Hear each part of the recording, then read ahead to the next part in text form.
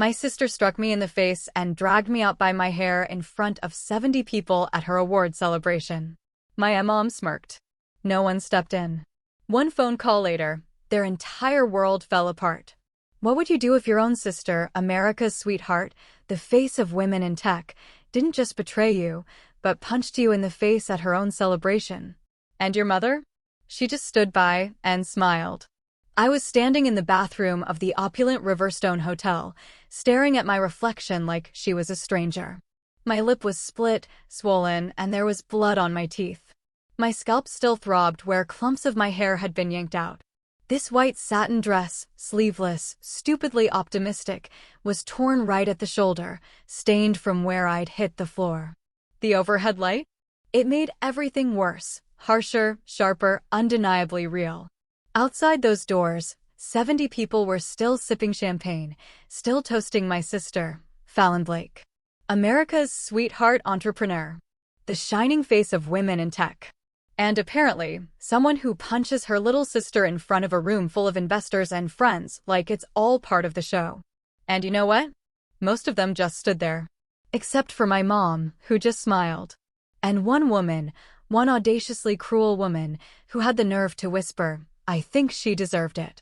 Let me rewind. Because honestly, I didn't even want to come. I'd just gotten back from 6 months stationed in Hawaii. All I craved was 1 week without protocol, without emails, without having to pretend I was okay with people treating military service like some kind of charity case. But then the invite came. A physical one, mind you. Cream cardstock with gold trim. Fallon Blake, Women in Tech Pioneer of the Year. Join us for an exclusive celebration. My name was scribbled on the bottom in ballpoint ink, like a complete afterthought. Love, Mom. I almost tossed it. I really did. But a stupid, loyal, maybe even masochistic part of me thought, maybe this time, just maybe, they'll act like family. So, I packed a bag, flew into Denver, Ubered straight to the venue. No time to stop by home, not that I wanted to. The Riverstone Ballroom was just as over the top as Fallon herself. Gold chairs. Floral centerpieces that looked like wedding arches. Servers in tuxedos passing around appetizers no one could even pronounce. I slipped in quietly, hugging the wall. I wasn't expecting a red carpet, but I thought someone might at least notice or say hi. My mom, of course, was too busy doing her politician's smile tour around the room. My dad? He wasn't there, no surprise. He never is. And Fallon? She was holding court right in the center, like she'd personally invented the internet. I spotted her before she saw me. Sleek black dress, perfect makeup, doing that laugh she does when she knows people are watching. I waited until the applause died down, then made my way to the gift table. I placed mine gently, a gift I'd actually spent time on. A framed, restored photo of the two of us as kids, before everything went sideways. Wow, Fallon's voice cut in behind me. Didn't expect you to show. I turned. Didn't expect to be invited. Her smile stayed plastered on, but her eyes, they were cold. Well, Mom insisted.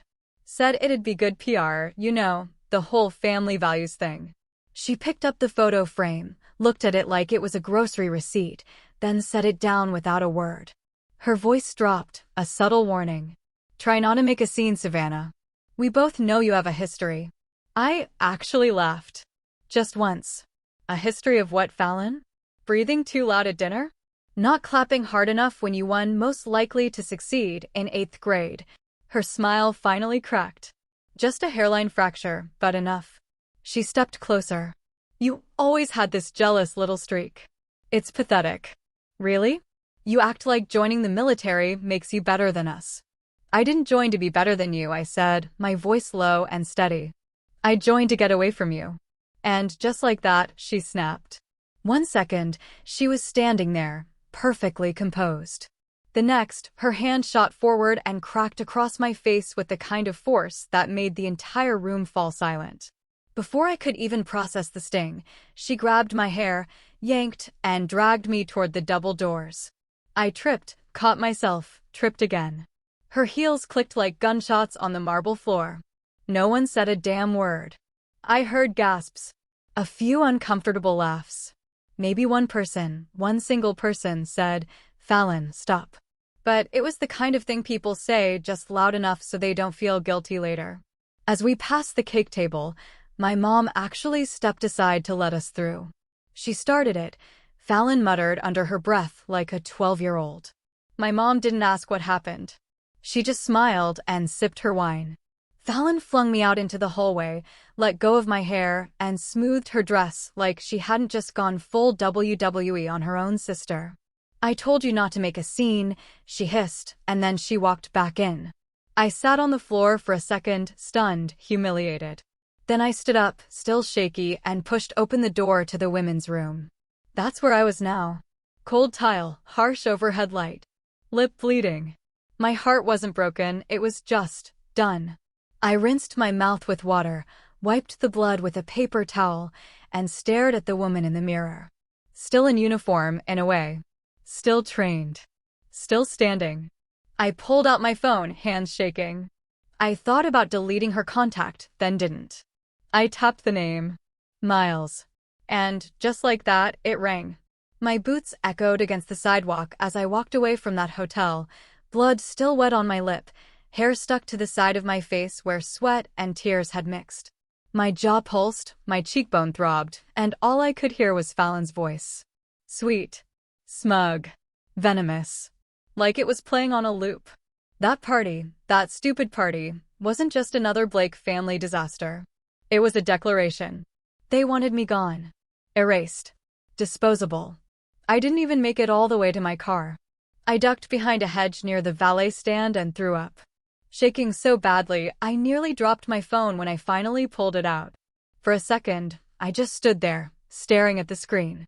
Who the hell was I even supposed to call? Not my mom. She laughed when Fallon dragged me. Not my commanding officer. I'd get pulled from my current rotation if this got messy. I couldn't risk that. I was 2 months out from reassignment and damn near shortlisted for a promotion that actually mattered. I couldn't let them take this from me, too. Not after everything. But I wasn't going to pretend this didn't happen either. Not this time. My thumb hovered over one contact for a while. Miles Truitt. First Lieutenant, Legal Support. Camp Pendleton. We'd done joint training overseas and kept in touch ever since. The guy had a spine made of concrete and a moral compass that somehow still worked. More than that, I knew I could trust him. I hit call. He picked up on the second ring. His voice calm and clipped, like always. Savannah. I couldn't answer at first. My throat tightened, and I had to breathe through my nose so I wouldn't cry like some wounded kid. I wasn't going to cry. Not now. Not over them. I need help, I managed to say. Miles didn't ask stupid questions. He didn't ask if I was okay. He just said, "Where are you?" I rattled off the name of the restaurant across the street. He paused, then said, "I'll be there in 20. While I waited, I slid into the last booth inside the diner, back to the wall. Hoodie pulled up over my tangled hair.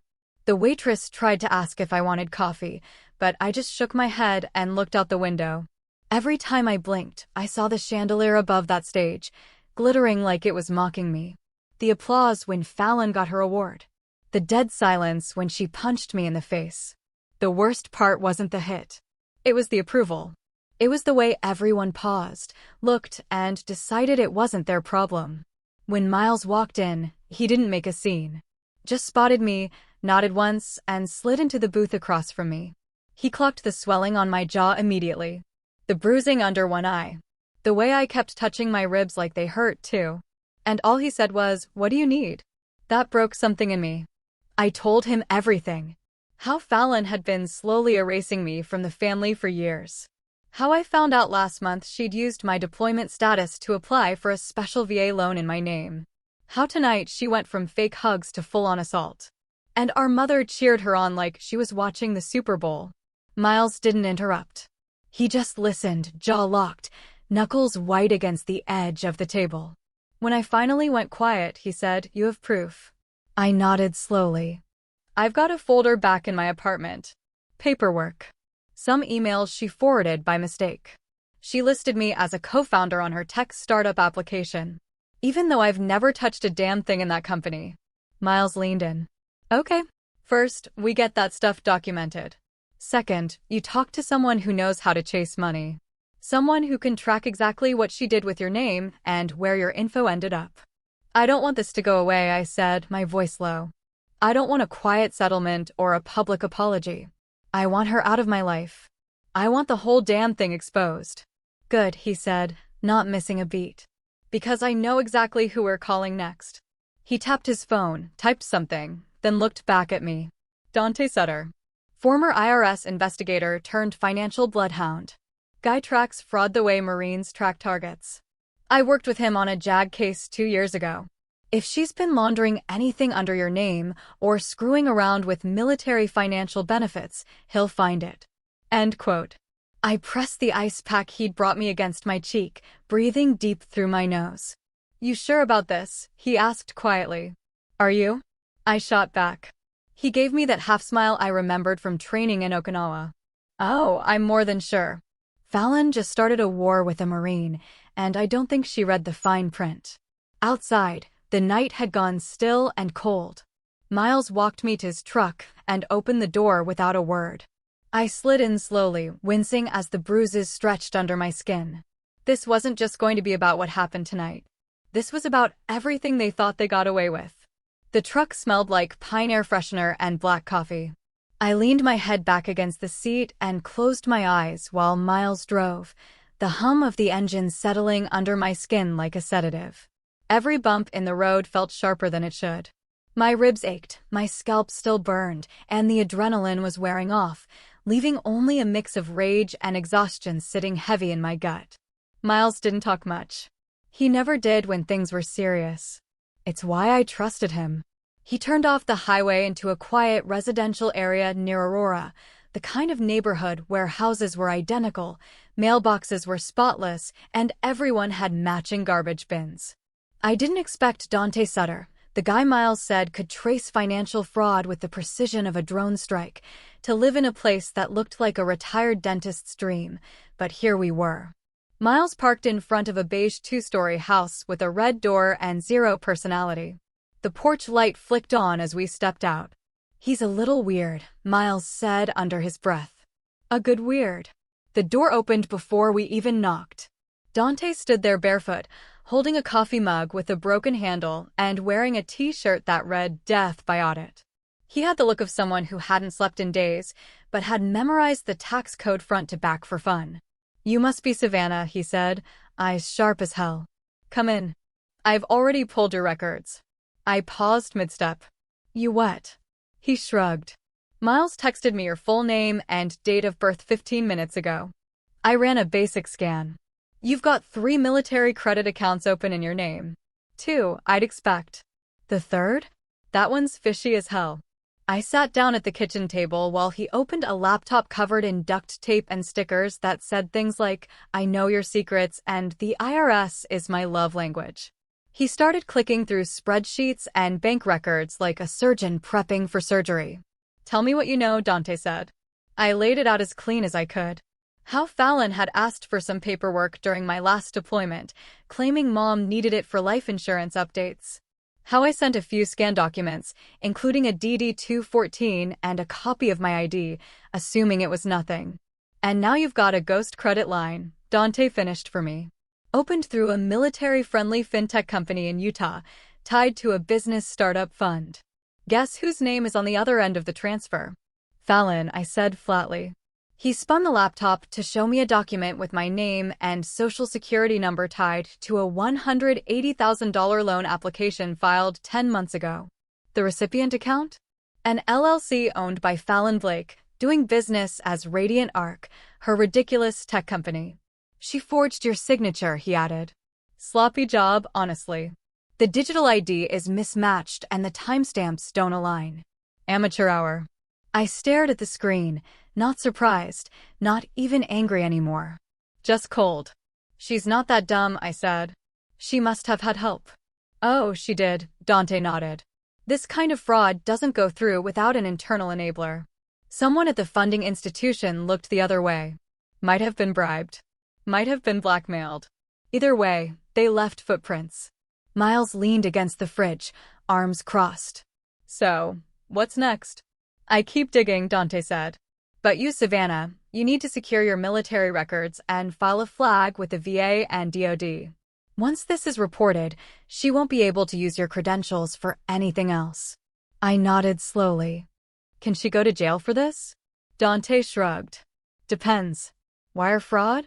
Yes. Identity theft tied to federal military status? Definitely.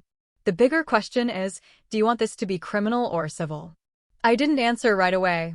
I stared at the laptop screen, at my name hijacked and used to fund Fallon's fairy tale career. My whole life she'd found ways to rewrite the narrative, but this time she used the government to do it. She thinks no one's going to believe me, I said. She thinks if she spins it right, I'll look unstable, dramatic, angry, all the things the world expects a younger sister to be. She's banking on silence, Dante said. And your military discipline keeping you quiet. She's betting wrong, I replied. Miles handed me a glass of water. This isn't just a family drama anymore. This is federal. If you're serious about going forward, we document everything. You write your statement tonight. And Dante starts tracking every dime she touched in your name. I nodded again. The pain in my jaw was a dull throb now. Manageable. Dante clicked something on his keyboard. Welcome to the part where the quiet sister fights back. I didn't smile. Not yet. But I was already thinking about how I'd wear my uniform the next time I saw Fallon's face. I spent the rest of the night at Miles's place, sitting on the floor in sweatpants and a hoodie, surrounded by open folders and sticky notes like I was back in basic training, prepping for a tactical op. Except this time, the target wasn't overseas. She was my sister. And the mission wasn't combat. It was exposure. Miles had cleared his dining table and turned it into a makeshift evidence board. He was sorting printed emails while I tried to piece together every interaction I'd had with Fallon over the last 2 years. Dates, phone calls, times she asked for simple favors, anything that felt off in hindsight. We weren't close, which mercifully made the list short. But even a short list, in this case, came with a heavy weight. I held up a printed email from Fallon. Subject: Hey, quick thing. It was dated 11 months ago. I was stationed in Okinawa at the time. She had asked if I could resend my leave and earning statement because she needed to compare something for taxes. I remembered glancing at it for 2 seconds before forwarding it over mid-mission without thinking. That tiny click had just opened a $100,000 door under my name. You weren't just tricked, Miles said, glancing at the header. You were operationally targeted. She timed this while you were out of country. Oh, she waited until I couldn't ask questions, I muttered. She counted on me being too distracted, too obedient, to look twice.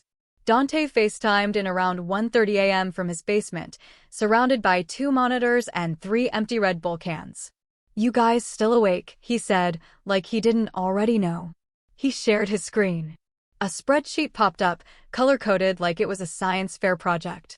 Only instead of data sets and conclusions, it was my name tied to money I never touched. So, he began, stretching his neck. Here's the real kicker. She didn't just borrow your identity to get the loan. She used it as a security blanket for her investors. She told 2 angel funders she had military backing and showed them your credentials to build credibility.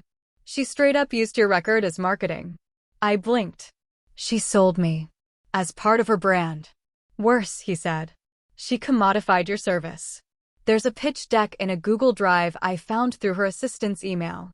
It's got a slide that says, and I quote, built by women, backed by Marines. Miles looked like he was about to choke. That's not just disgusting. That's stolen valor. I set the folder down and stood up. I needed air. She hadn't just punched me in the face. She'd wrapped herself in my uniform while doing it. Outside, the air was cold and dry. I stood barefoot in the backyard, staring at Miles's old grill like it might give me answers. I could hear them still talking inside, low voices, legal terms, financial lingo. It all felt like static. There was no playbook for this. No field guide. Just instincts. I remembered Fallon's face at the party. Polished, practiced, manufactured. And for the first time, I saw what everyone else saw. Not a sister. A brand. She didn't see me as family. She saw me as a tool, a costume, a useful piece of government-issued legitimacy. And she thought I wouldn't figure it out. Back inside, I grabbed a notepad and started writing. I listed every piece of documentation we had so far. The forged loan, the false veteran-backed claim, the stolen financial identity, the public assault, the family's silent complicity. I wasn't just a victim of her fraud. I was being erased by her narrative. One version of this story had already been told, her version. Clean, inspiring, successful. But there was another version. Mine. Dante emailed over a digital folder titled OPF Fallon Stage 1. Inside were 6 documents I needed to submit to begin the civilian and military investigation processes. Whistleblower affidavit, identity protection claims, evidence chain forms, all of it pre-filled and templated. All I had to do was sign and forward. Miles handed me a pen without saying anything. I signed every form like I was marking a target. This doesn't guarantee anything, he warned. It'll take time. It'll be messy. And once this hits the system, Fallon's not going to play nice anymore. She already didn't, I said. This just makes it official. He nodded, then tossed me a USB. That's your backup drive. Dante's encrypted it with everything we've got so far. Don't lose it. Got it. Got it, I said. Miles turned off the kitchen light and started cleaning up the paperwork. I sat in the dark for a while, listening to the buzz of the refrigerator and the soft click of the ceiling fan. I wasn't tired, but my body was crashing. I knew what came next wasn't going to be easy. But it didn't have to be. It just had to be right. By morning, I had 4 unread emails from Dante, a sore jaw, and exactly 0 hours of sleep. Miles was already up, in uniform, coffee in hand, like he hadn't spent the last 10 hours knee-deep in identity theft and family betrayal. He handed me a mug and nodded toward the laptop on the counter. She's up early, he said. I opened the link he sent. Fallon had posted a selfie from her car. Full glam, fake casual, with a caption that read, "Grateful for strong women who never let drama slow them down. Eyes on the mission." It had 2,000 likes and a comment from my mom. Proud of you, baby girl. Keep shining. I didn't even feel anger at that point. Just calculation. She's trying to get ahead of it, Miles said. She's trying to paint me as the storm, I replied. So when it hits, she can act like she's surviving me. Dante called at 8:22 a.m. sharp. I've got something you're going to want to see. He shared his screen again. This time it was a bank ledger. He highlighted 4 transactions over the course of 3 months. Each labeled Operations Consulting, paid out to a shell company in Delaware owned by Fallon, but linked directly to the startup account that was tied to my military-backed loan. She's laundering the money, Dante said. She's moving it through fake vendors, then cashing it out personally. It's classic small-scale fraud. Looks like nothing, but legally it's devastating. He clicked another tab. A document appeared, a list of grant applications Fallon had submitted for veteran-owned business incentives.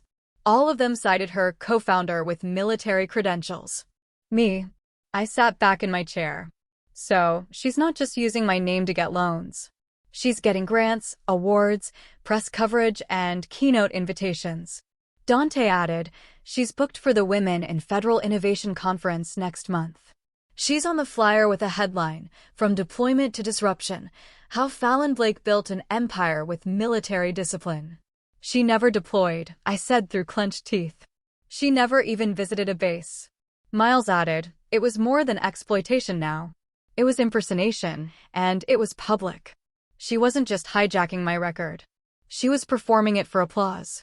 I pulled out the file of old photos I had from my deployments. Me in uniform. Me with my unit.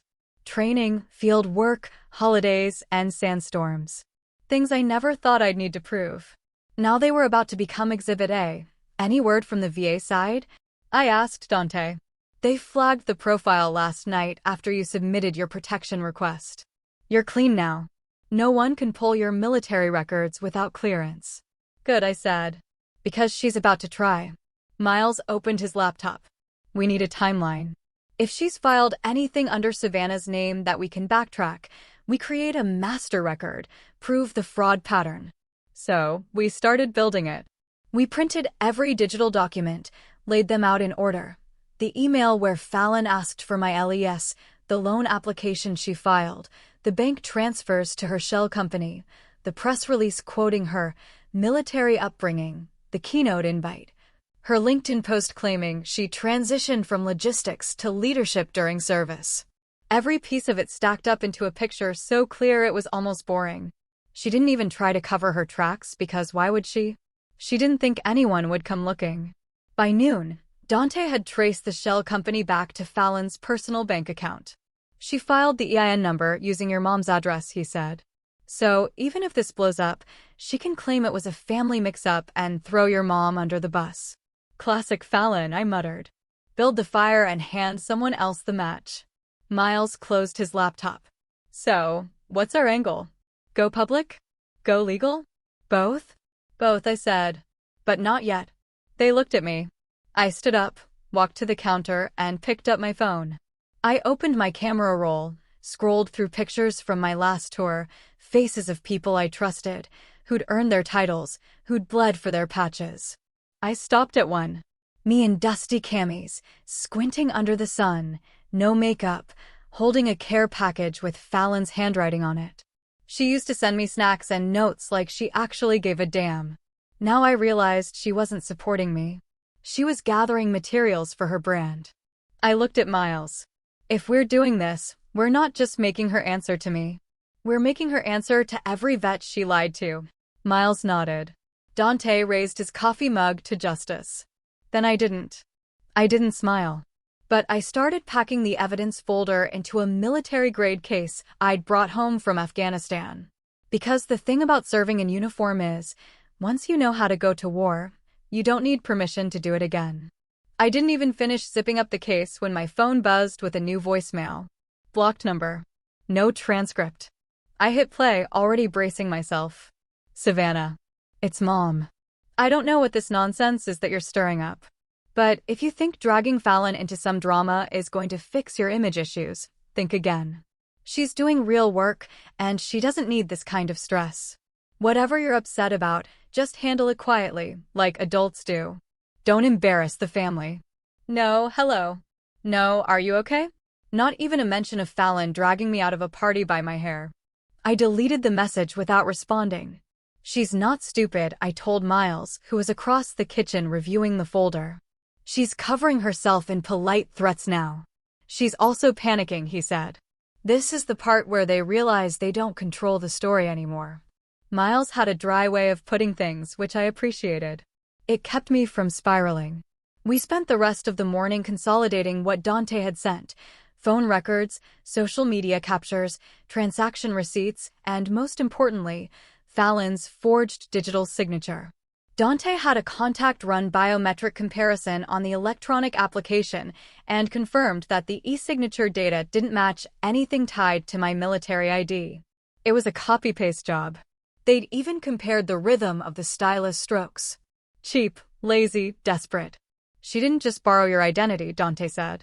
She practically photocopied it and hoped no one would look too closely. It felt surreal how casual it all sounded, like we were planning a home renovation, not taking apart someone's criminal operation built on blood relation and tech conferences. Miles looked up from the documents. We should talk to someone on her team. Someone inside. She won't let anyone talk freely, I said. She controls people with money and optics. Everyone working for her is either under NDA or neck deep in her image. Then we find someone who left, he replied. Disgruntled. Ghosted. Fired. The one person who doesn't owe her anything anymore. Turns out that wasn't hard. A quick search pulled up a podcast episode from 6 months ago featuring Fallon's former head of operations, a woman named Clara Dwyer. She lasted 8 months at Radiant Arc before resigning abruptly. No press release, no handoff, nothing. She vanished from Fallon's public narrative like she never existed. But her LinkedIn bio said otherwise. Operational lead at Radiant Arc, exited for ethical reasons. We messaged her anonymously through a burner account. She replied in 20 minutes. Meet me in person. I don't talk online about that woman. That woman. I liked her already. We met Clara at a neutral cafe halfway between Boulder and Denver. She wore a denim jacket, no makeup, and looked 10 years older than her actual age. The second she saw me, she blinked. You're the sister. Unfortunately, I said, sliding into the booth. We need to talk. She listened, arms crossed, while I laid out what we'd found. How Fallon had used my military identity, faked loan applications, staged grant materials, and sold herself as a veteran-aligned startup founder. She used your face in 2 different pitch decks, Clara said. Did you know that? No, I replied. She called you her combat inspiration in one. Said she started the company while writing letters to you overseas. I laughed. I couldn't help it. She barely returned my texts.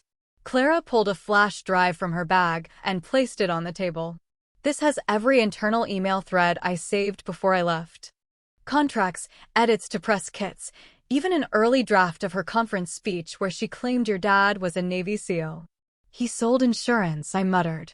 She told investors the startup was built on discipline, sacrifice, and battlefield insights. She built it on lies and stolen valor, Miles said.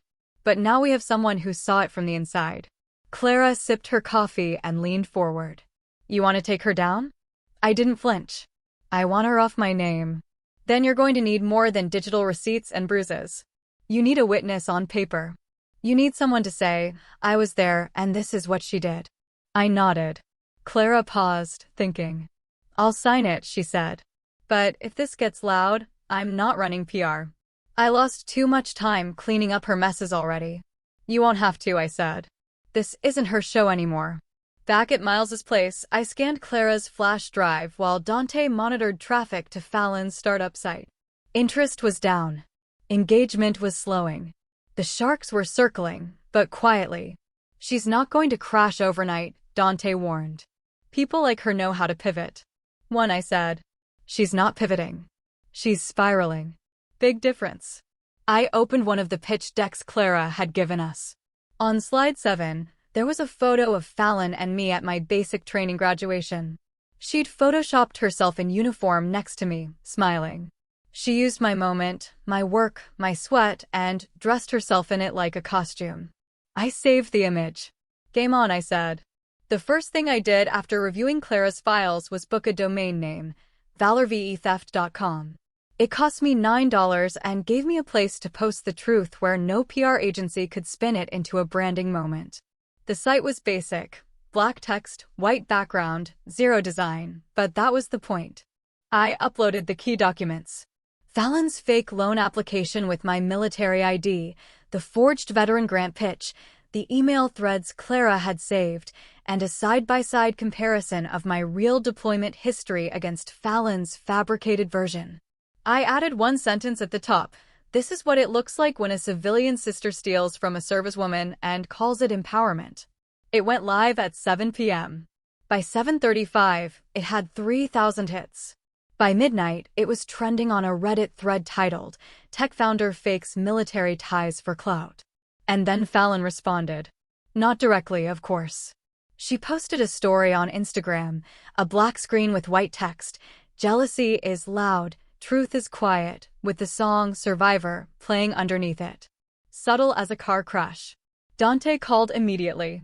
She's going into damage control. Miles sat down across from me, arms folded. You still sure you want to go loud? I wasn't quiet when I took an oath, I said. I'm not starting now. The next morning, Fallon's attorney sent me a cease and desist. It accused me of harassment, defamation, and unauthorized use of proprietary brand content.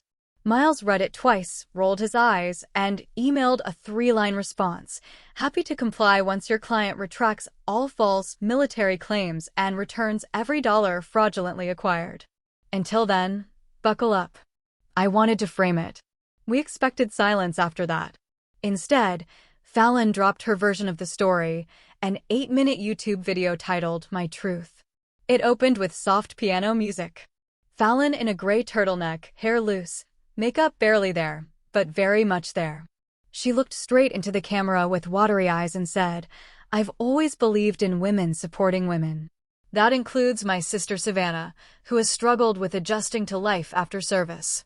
It breaks my heart that she's chosen to lash out during a difficult time. I love her deeply and I hope she gets the help she needs. I almost threw my laptop across the room. She's framing you as unstable, Miles muttered. Classic strategy. Shift the focus from what she did to how you're reacting. Even the damn piano music, I said, pacing. She's turning a felony into a Lifetime movie. Dante jumped in. We respond with data, not drama. Let her perform. We post receipts. So we posted them. One by one. Scanned originals, timestamped PDFs, the loan data, the grant approvals, the doctored photos, and, just for kicks, a video clip from my promotion ceremony with Fallon sitting in the audience checking her phone and looking bored out of her mind. That one got 100,000 views in an hour. Then something we hadn't planned for happened. Other women, real veterans, started messaging me. Some had worked in tech, some hadn't, but a few had crossed paths with Fallon. One woman, Carrera, said Fallon pitched her an all-female veteran coding boot camp and ghosted her after stealing her curriculum outline. Another said she gave Fallon access to her veteran nonprofit's email list for collaboration and later found out Fallon had cold emailed her donors for her own startup. She's been doing this for years, Carrera wrote. Everyone thought she was just ambitious. Turns out she's a thief. I asked if they'd go on record. They all said yes. So I created a submission section on the site, titled it, "If She Used You, Speak Up." Within 24 hours, I had 15 testimonies. 2 were anonymous.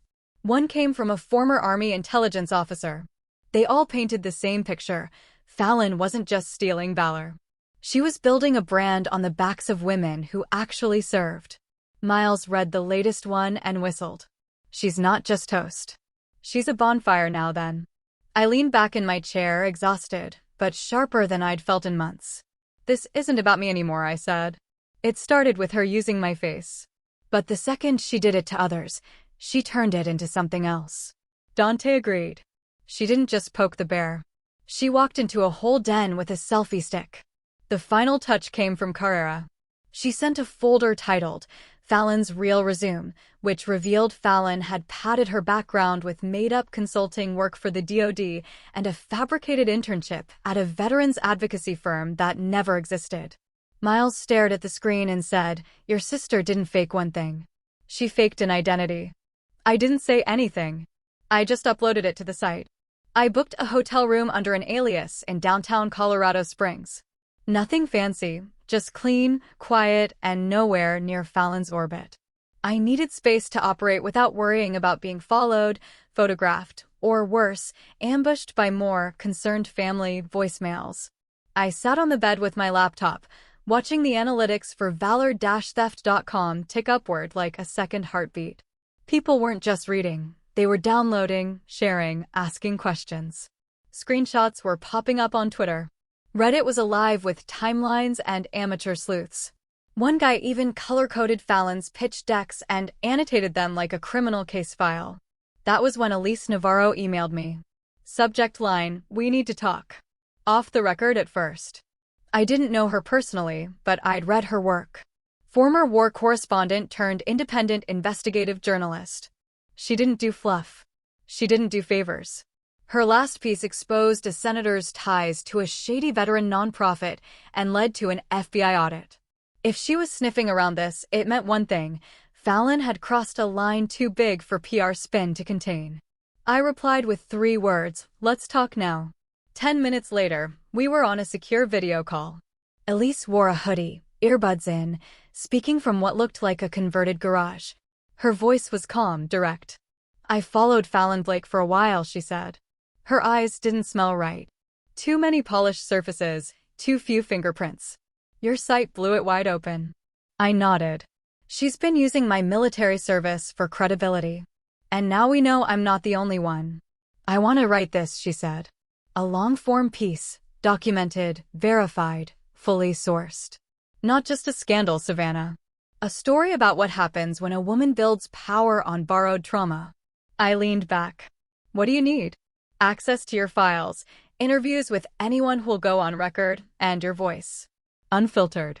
She wasn't asking for pity. She was building a case. "I don't want a revenge piece," I said. "I want a reckoning." Elise smiled slightly. "That's exactly what I write." I shared everything. The forged documents, the stolen identity, the veterans Fallon ghosted, the internal emails Clara had saved. I gave her full permission to use my name, my face, my record. If she wanted to wear my service like armor, I said, she's going to feel the weight of it. The article dropped 3 days later, the sister she erased, inside Fallon Blake's stolen valor empire. It was brutal, meticulous, and impossible to ignore. Elise didn't just tell my story, she told ours. She wove in other veterans' experiences, emails, grant records, screenshots of Fallon's doctored resume, and expert commentary from a JAG attorney who straight up said, "This is a prosecutable offense." Full stop. The piece went viral within hours. Fallon's publicist released a half-hearted, "We are reviewing the allegations" statement, but it was too late. The tech conference dropped her keynote. One of her angel investors issued a refund demand. A LinkedIn post from a former intern went viral. I asked why she had military dog tags in her office. She said, "Marketing." I quit the next day. Fallon, for the first time in her curated life, shut up. No more piano music. No more gray sweaters. No more "my truth" speeches. She was bleeding digital credibility by the minute. Dante, meanwhile, forwarded me a new file. It showed a massive withdrawal from Fallon's business account, close to $60,000 wired offshore to an account in the Cayman Islands. "She's moving money," he said. "She thinks this is going to court." Miles read it. "Which means she's guilty and arrogant." That's the worst combination. "What happens now?" I asked. Miles didn't sugarcoat it. "She's going to try and play the victim harder than ever. Expect an op-ed, maybe a podcast interview, probably throw you under the bus again. She has no shame, remember." "I'm not scared of shame," I said. "I'm just tired of carrying hers." That night, I got a text from an unknown number. A photo. Fallon standing outside a courthouse with my mom. Caption, "Family first. Even when they try to destroy you." I didn't reply. Instead, I sent the image to Elise. She added it as an update to the article with one sentence. No comment was offered by Fallon Blake or her mother. By morning, the photo had become a meme. That's the thing about control. When you build your life by staging every moment, the truth doesn't just crack it open. It shatters the whole stage. Fallon wasn't being attacked. She was finally being seen. And I was finally being heard. On my own terms. I could hear the fire alarms going off in Fallon's camp from a mile away, and I wasn't even watching the news. It was all happening online in real time through comment threads, blog reposts, and screen-recorded TikToks of her now infamous "My Truth" video being torn apart line by military spouses and actual veterans. What started as a controlled narrative had unraveled into a full-on exposure campaign. And then Elise called. "I just got a message from one of Fallon's early investors," she said, her voice sharper than usual. "He wants to talk privately. Off record for now." The investor's name was Gerald Miles, a low-profile but wealthy tech backer known for dropping money on startups that looked socially progressive and female-forward. Fallon had been a trophy founder for him. Clean image, good teeth, storybook background.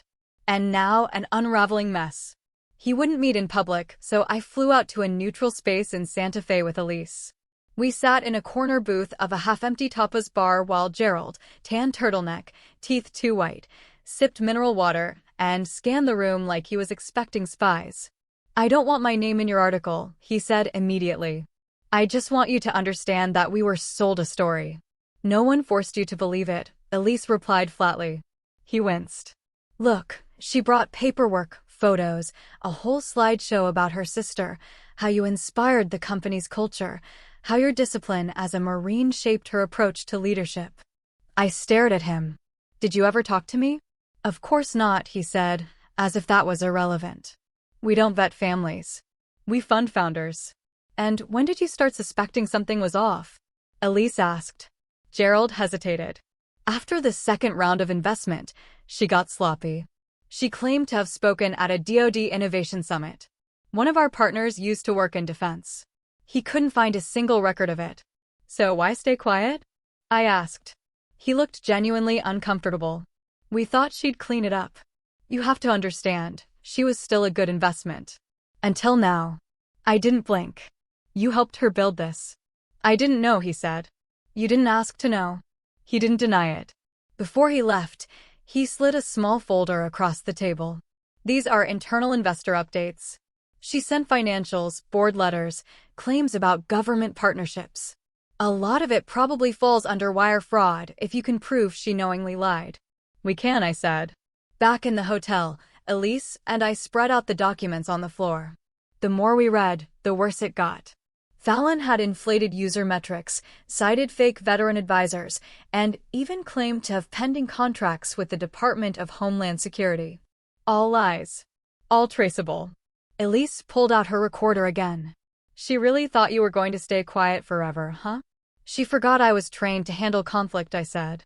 She mistook restraint for weakness. The next move came from Fallon's legal team. Predictable. Arrogant. Doomed.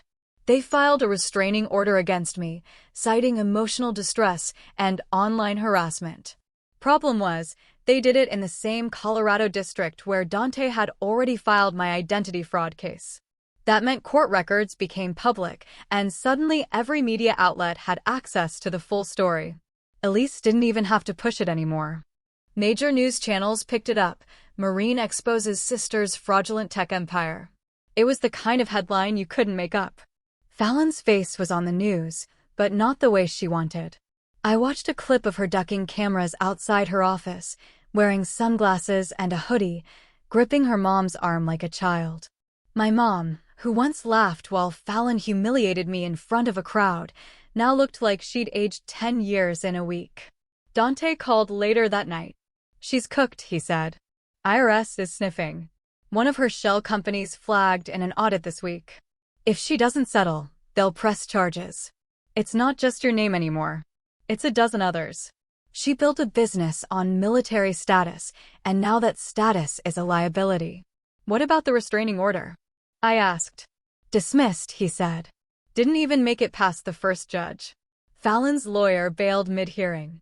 Miles emailed me a screen grab of the court's ruling.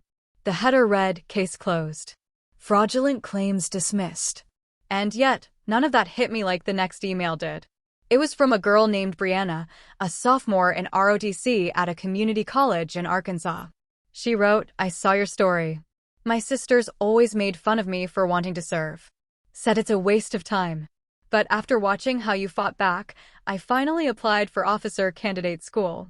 Thank you for showing me how to own my path, even when your family doesn't understand it." I read it twice. Then again. Fallon spent years building a version of my life she could wear like a brand.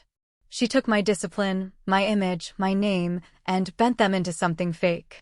But the real thing, the real story, it spoke louder than anything she ever fabricated. And it couldn't be buried anymore. The morning Fallon walked into the mediation room, she still looked like she thought she was the main character. Tailored blazer, soft curls, lips pursed like she'd just walked off a magazine shoot. If the pressure had cracked her, she'd patched the leaks in designer concealer. Her attorney, a new one this time, sat beside her, flipping through a binder like this was just another Tuesday. Miles was on my left, calm and lethal. Across the table sat the court mediator, trying very hard to pretend she wasn't sitting in a live grenade of family dysfunction. They opened with pleasantries. I didn't bother responding. Fallon finally looked at me. "Savannah," she said, like we were sipping wine. "I hope we can resolve this with civility." Miles leaned forward. "Then let's start with accountability." He offered Fallon a small, tight smile. The mediator asked us both to state our positions. Fallon launched into a speech about how the situation had spiraled and been misunderstood, and how internal miscommunications with junior staff may have led to overstated associations with military institutions. I didn't say a word. Miles slid a document across the table. "This is the grant form where your client falsely listed Savannah Blake as a company co-founder with military credentials. We also have voice memos of her describing Savannah's deployments to potential investors as if they were her own." Fallon waved a hand like she was swatting a mosquito. "That was a narrative device." "It was identity theft," I said flatly. She looked at me like I'd just betrayed some unspoken sister code. The mediator tried to regain control. "Let's keep the conversation productive, Miss Blake," she said, turning to Fallon. "Are you willing to acknowledge any factual inaccuracies in your business filings?" I'm willing to acknowledge that my team handled certain details aggressively, Fallon replied. That was her line. Aggressively. Like she was marketing vitamins too hard. Miles passed her another document. This is a deposition from Clara Dwyer, your former COO. She directly stated that you requested she alter Savannah's military records for pitch decks. That's not aggressive. That's criminal. Fallon's eyes narrowed. Clara was let go for performance issues. She resigned, I said, after refusing to fake your image one more time. For a moment, Fallon just stared at me. You always made everything about yourself, she said quietly. I blinked. You're impersonating me and you're obsessed with me, she snapped. That's what this is. You've always been second best, and now you're using your uniform to rewrite the script. You want people to think you're a hero. Newsflash, Savannah. Service doesn't make you interesting. It makes you tired. The room went still. Miles pressed a small button under the table. It was a recorder, legally approved for use since the mediation was part of the legal proceedings. Fallon had just admitted on the record that she saw my military service as nothing more than a marketing inconvenience. The mediator looked like she wanted to sink into the floor. Fallon, realizing what she'd said, tried to backpedal.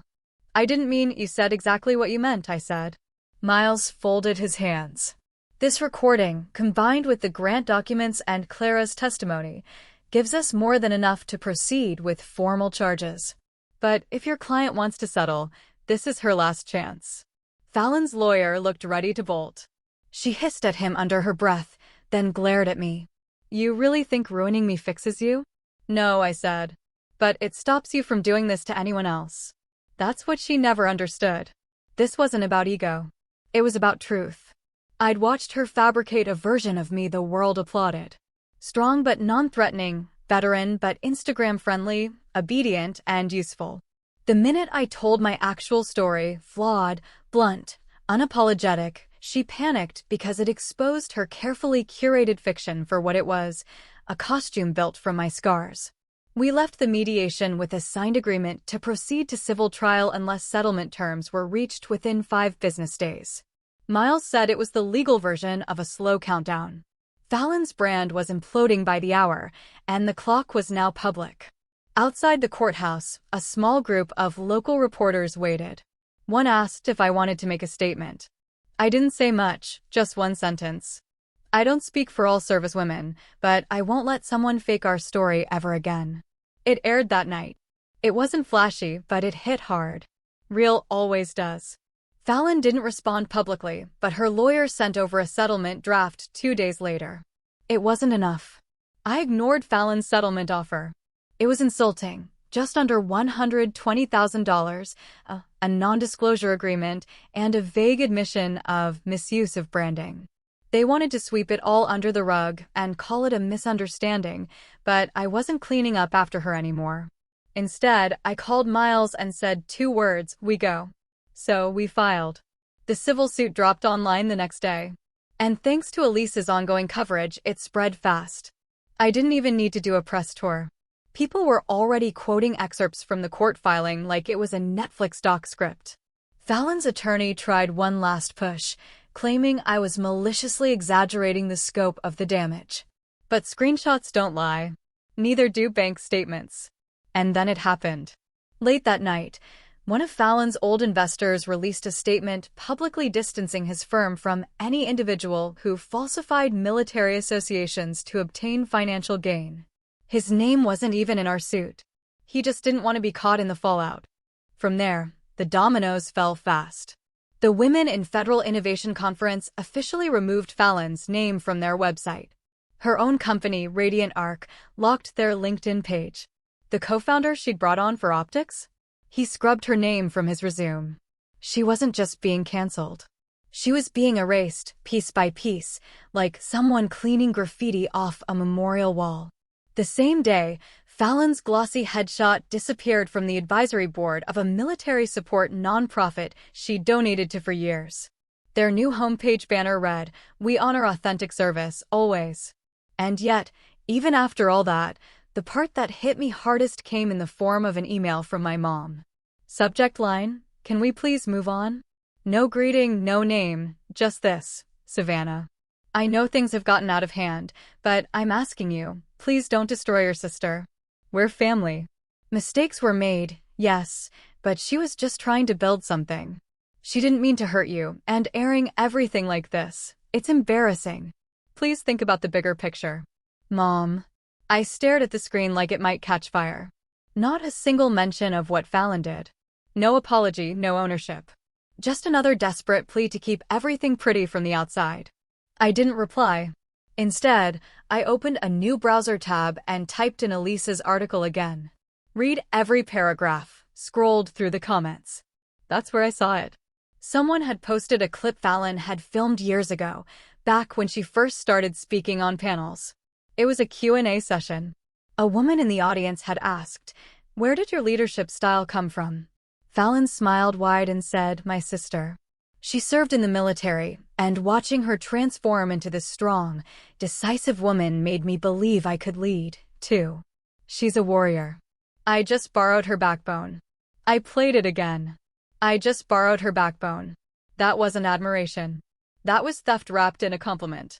I remembered being 22, fresh out of boot camp, FaceTiming Fallon while sitting on a cot with sand in my boots and sunburn on my neck. I told her how tired I was, how hard it was to be taken seriously. She told me, "Just keep your mouth shut and do what they expect. That's what people respect." And now here she was, spouting words like inspiration and empowerment, as if she hadn't once laughed when I cried during my first deployment. Borrowed my backbone. She hollowed out my story and wore it as a costume until it no longer fit. And now that I was telling it myself, the world was realizing just how artificial her version had always been. I forwarded my mom's email to Miles and typed one line beneath it, "No response, but I'm keeping this for trial." He replied with a thumbs up and a sentence, "Smart. Juries love a good guilt trip from a complicit parent." That weekend, Dante sent me a spreadsheet. It showed the public revenue loss of Fallon's company over the last 30 days. 92% of contracts canceled. Website traffic down 85%. Social engagement flatlined. "This is what empire collapse looks like," he wrote. "No explosions, just a quiet, permanent disappearance." I closed my laptop. Then I reached for my phone and called Kara, the ROTC girl who'd messaged me weeks earlier. We talked for almost an hour. She asked me what it was like standing up to family. I told her the truth. "It's lonely," I said. "But being used is lonelier." I stood outside the courthouse with Miles and Dante, watching Fallon's legal team scramble in slow motion. They carried 3 briefcases and the kind of fake confidence you only see in people who know they're about to lose, but still have to put on a show. Fallon wasn't with them. She wasn't required to appear today, but I was, and I wanted to be here. The civil trial wasn't publicized the way her crash had been online, but the courtroom was packed anyway. Veterans, students, 2 tech journalists I recognized, and even Clara, sitting quietly in the back row with a pen and a notebook. Elise sat beside her. She wasn't covering this for a new article. She was here as a witness to the impact. The judge was a middle-aged woman with a military pin on her robe. The irony wasn't lost on me. She didn't smile, didn't nod, just read out the docket like she was reading a grocery list, then said flatly, "Let's get to it." Our side began with Miles presenting the forged documents, screenshots, financial discrepancies, and Fallon's direct statements from mediation. The judge listened with the kind of face you'd expect from someone who'd seen 3 decades of excuses. She asked pointed questions. She took notes. When Clara took the stand, she didn't cry. She didn't posture. She laid out everything Fallon had asked of her. Every moment she'd been ordered to manipulate my service record. Every time Fallon used my military rank to pitch a story of sacrifice for investors. Every internal memo that made her stomach turn. She wasn't inspired by her sister, Clara said. She was profiting off her. Period. Fallon's lawyer tried to poke holes. Suggested Clara was a disgruntled ex-employee. Clara didn't flinch. "I left because I have a conscience," she said. She stayed because she doesn't. Next came Kara, the ROTC student. Her statement wasn't legally necessary, but we'd petitioned to include it as a character reference. She told the court how Fallon's story made her feel like a fraud for not being public-facing enough. How it fed the idea that women in uniform had to be polished, photogenic, and startup adjacent to be taken seriously. Savannah reminded me that the uniform speaks for itself, Kara said. And no one gets to put it on metaphorically while someone else earns it the hard way. Fallon's attorney objected. The judge overruled. Then came me. I didn't read from a script. I stood up, took a breath, and told the truth. I told them about the night at the award party. The punch. The hair. The silence that followed. I told them about Fallon using my name for federal benefits, about the debt notices I hadn't even seen until Miles pulled them from my credit report. I described what it felt like to watch my life become a costume someone else wore better. I didn't come here for revenge, I said. I came here for accountability. Fallon Blake used my identity as a prop. She sold my service like it was merchandise. And when I finally said no, she called me unstable. I could feel the room tighten. I'm not unstable, I said. I'm just not quiet anymore. The judge called for a short recess. When we returned, Fallon's side didn't present much. They couldn't. They had no paper trail to dispute the facts, and Fallon had already buried herself on record. Her attorney mumbled something about miscommunication and overstated narratives. The judge didn't even blink. Before closing arguments, the judge looked directly at me. You wear your uniform with more integrity than some wear their entire lives, she said. Thank you for reminding this courtroom and your country what service actually means. Then came the ruling. Fallon Blake was found liable for civil identity theft, defamation, and misappropriation of military likeness for financial gain. Damages awarded, $280,000. Not a fortune, but enough to make every future investor think twice. Fallon didn't show her face after that. Not in the hallway. Not in the parking lot. Not online. Her company went officially dark 2 weeks later. The website died. The Instagram disappeared. LinkedIn said no results. Dante sent me a link to the archived page with a single subject line, ghosted. I didn't celebrate. I just exhaled. That night, I sat alone at a diner 2 blocks from the courthouse. Coffee in front of me, jacket draped over the booth, dress shoes kicked off under the table. It wasn't peace. Not yet. But it was something close. A woman approached, maybe mid-30s, wearing a navy sweatshirt and a cautious smile. Are you the sister? The Marine? I nodded. She gave a half shrug. Thank you for speaking up for all of us. She didn't linger. Didn't ask for a photo.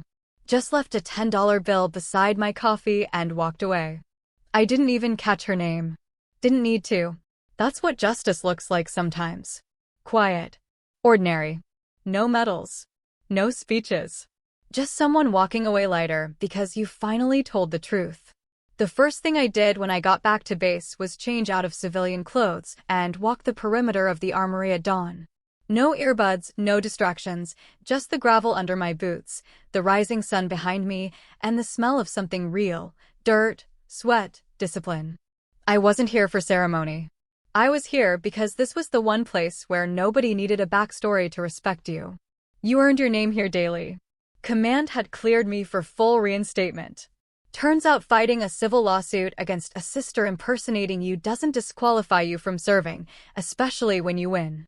My CO called me into his office, shut the door, and said, Blake, most people leave their family drama at home. You managed to put yours in a courtroom and still keep your record spotless. Not easy, but you handled it like a Marine. I didn't smile. I just said, thank you, sir. He nodded and said, the recruiting office could use someone like you. I raised an eyebrow. You want me to push pamphlets? Not exactly. I want you to talk. Young women walk into that office every day not knowing whether they belong. I want you to show them what it looks like when someone walks in with nothing and walks out with purpose.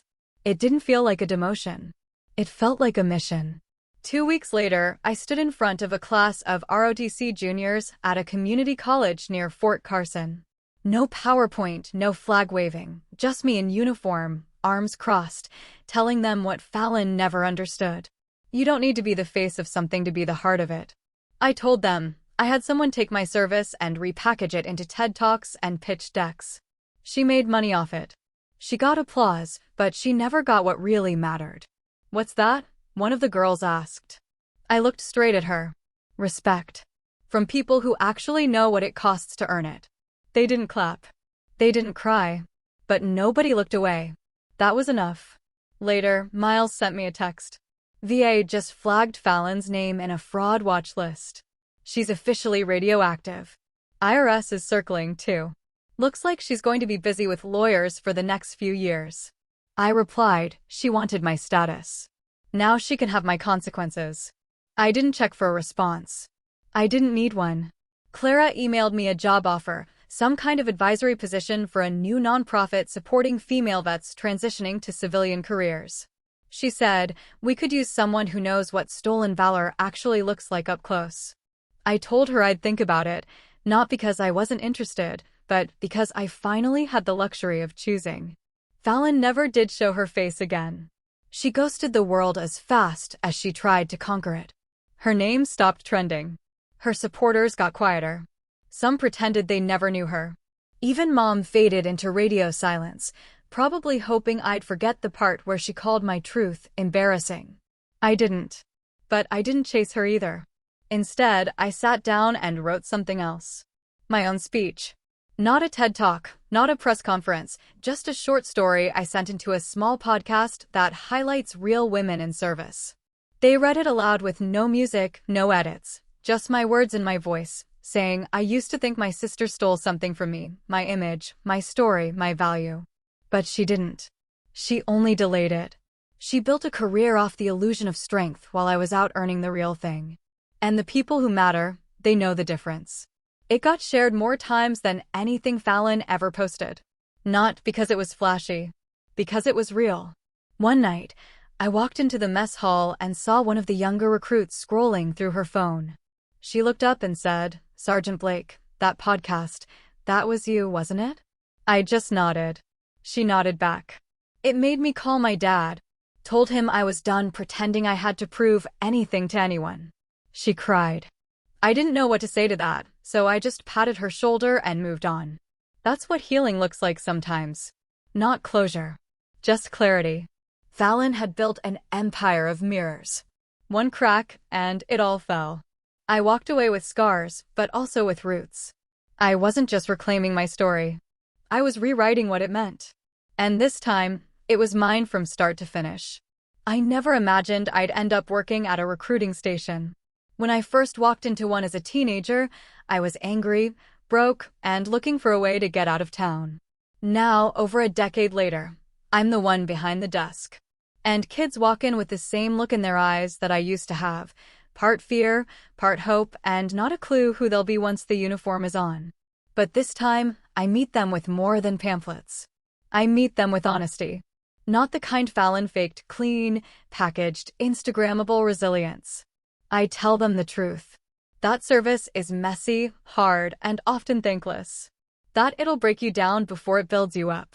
And that if you're lucky, you come out of it with something that no amount of likes or TED Talks can give you, character that doesn't need an audience. One morning, I gave a talk at a local high school. Nothing fancy, just a gym full of restless juniors. I told them about what it meant to earn your place in a world that keeps asking you to prove it twice, especially if you're a woman, especially if you're quiet, especially if your family's idea of support looks a lot more like sabotage. I didn't mention Fallon by name. I didn't have to. Afterward, a girl came up to me, maybe 17, and said, "My sister always tells me I'm not built for stuff like this. But after hearing you, I kind of want to prove her wrong." I smiled and told her, "Good. But don't do it for her. Do it for you." Later that week, Elise forwarded me a message from a film producer asking if I'd be interested in optioning my story. I laughed and deleted it. I wasn't interested in turning my life into content. That was Fallon's game. Mine was quieter now. More solid. I didn't need an arc. I had a life. Miles still calls every now and then. Usually, it's just a vent about some overconfident cadet, or he sends me screenshots of motivational Navy Twitter posts with sarcastic captions like, "Does this count as emotional fraud?" Dante checks in to send me a bottle of bourbon and a card that said, "For surviving the most sophisticated scam I've ever traced and not murdering anyone in the process." And Clara? She ended up launching her own nonprofit, just like she said she would. This time it's real. No brand fluff. No stolen valor. No photo shoots. She brought me on as a board advisor. At our first meeting, she introduced me as the reason this place has a moral compass. I didn't say anything. I just nodded and thought, good. Let's keep it that way. One night, I sat on my porch and pulled out the old family photo album. Not the digital kind. Real paper, sticky pages, faded ink. I found a picture of me and Fallon when we were kids. We were in Halloween costumes, me in a pirate hat, her in a princess dress, already striking a perfect pose for an imaginary camera. Even back then, we were telling different stories. I didn't hate her. I didn't want her ruined. I just wanted my life back. And I got it. But more than that, I got to take something she never expected. Her ending.